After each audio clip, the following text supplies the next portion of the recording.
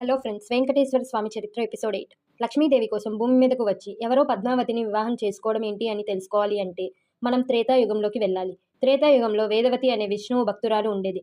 ఆమె లక్ష్మీదేవి వరం వల్ల జన్మించింది. ఆమె విష్ణువుని వివాహం చేసుకోవాలి అని తపిస్తూ ధ్యానం చేస్తూ ఉంటుంది.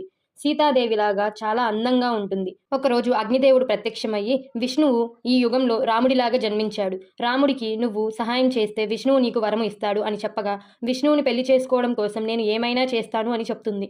రాముడికి సీతకి వివాహం జరిగిన తర్వాత ఒకరోజు అగ్నిదేవుడు రాముడి దగ్గరికి వెళ్ళి, రావణుడు అనే రాక్షసుడు వచ్చి సీతాదేవిని అపహరిస్తాడు. నీకు ఎంత బలము ఉన్నా ఆ సమయంలో రావణ్ణి నువ్వు ఏం చేయలేవు అని చెప్తాడు. రాముడు ఇప్పుడు నేను ఏం చెయ్యాలి అని అనగా అగ్నిదేవుడు ఒక ఉపాయం చెప్తాడు. అప్పుడు అగ్నిదేవుడు వేదవతిని పిలుస్తాడు. వేదవతి రాముణ్ణి చూస్తూ వస్తుంది. రాముడు, ఈమె అచ్చం సీతలాగా ఉంది, సీతలాగే అలంకరించుకొనింది, ఎవరు దేవా ఈమె అని రాముడు అగ్నిదేవుణ్ణి అడుగుతాడు.